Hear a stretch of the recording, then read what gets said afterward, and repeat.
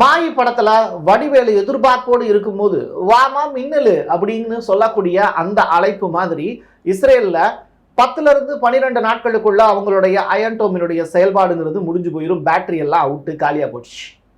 அடுத்ததா பராக் அப்படின்னு சொல்லிட்டு அவங்க புதிய ஒரு ஏர் டிஃபென்ஸ் சிஸ்டத்தை அறிமுகப்படுத்தியிருக்காங்க. அதுக்கு பேர் தான் மின்னல் அப்படின்னு. இதுவாவது தாக்கு பிடிக்குமா அப்படின்னு கேட்டா ஈரானுடைய மிலிட்ரி அதை விட்டு வைப்பாங்களா அப்படிங்கிறது ஃபியூச்சர்ல தான் தெரியும். கமினி அவர்கள் கொடுத்திருக்கக்கூடிய வீடியோ, அந்த வீடியோவில் அவரே நேரடியாக வந்து பேசியிருக்காரு. ஏகாதிபத்தியத்துக்கு எதிராக அவர் விடுத்திருக்கக்கூடிய சவாலான அந்த உரை, ஐ எம் வெயிட்டிங் அப்படின்னு என்னுடைய பாஷையில். அதே நேரத்தில் அவர் என்ன சொல்லியிருக்காரு அப்படிங்கிறத வீடியோக்குள்ளே பார்க்கலாம். பஸ்ஸில் கூட போக விட மாட்டீங்களாடா அப்படின்னு சொல்லி ஈரானை பார்த்து இஸ்ரேலில் இருக்கக்கூடிய மக்கள் கண்டிப்பாக கொதிப்படைஞ்சிருப்பாங்க. காரணம் என்னென்னா, இஸ்ரேலில் இருக்கக்கூடிய பஸ் ஸ்டாண்டெல்லாம் அடித்து உடைச்சிருக்காங்க ஈரான்காரங்க.